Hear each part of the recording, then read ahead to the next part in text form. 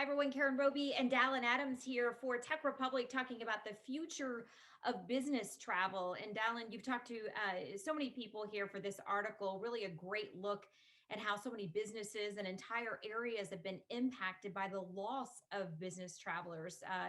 Because as we know, last March, it all came to a halt.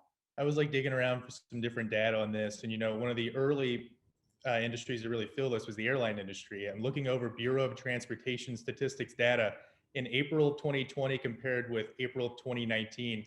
U.S. airline passengers decreased 96%, and that's just such a huge drop off, And then within that, you have the traditional day-to-day business to think about, and many of us, just like now, we're doing video conferencing and video calls and using Slack and email more to collaborate with coworkers. And so it really kind of changes the dynamic of the traditional business travel concept and idea. What does that mean in a world where 96% of airline passengers have just decreased?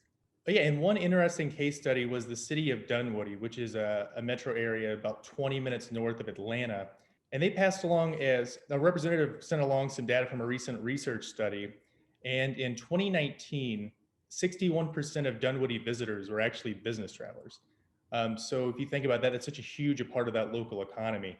Um, and in general, the representative told me a bit about just ideas that he has about the business sector moving forward. And he kind of expects more so-called digital nomads and kind of this new element, which is people who are merging their personal lives with their professional lives. Yeah, and Citizen M Hotels, actually, the representative I spoke with told me about two new subscription packages they're offering. One is a global passport, which is essentially offers business travelers the opportunity to utilize one of the hotel's 21 different hotels around the world. So that's really cool to think about. You could be traveling for work, but after work, you could choose kind of the location you want to work in. It might make it a bit complicated with time zones, but that's sort of your own prerogative at that point. Another one they offered is a corporate subscription that allows organizations to access hotel rooms and meeting spaces at a fixed rate. So you can kind of organize your team. That's one of the representatives was discussing, that you can kind of organize teams in the same location, especially in a time when many organizations are now making long-term commitments to remote work. You may not have that traditional office space in a city where you're located. Yeah, so many businesses and entire industries impacted, devastated really by the loss of travelers. So I'm sure so many of them, all of us just crossing our fingers, hoping for some normalcy soon.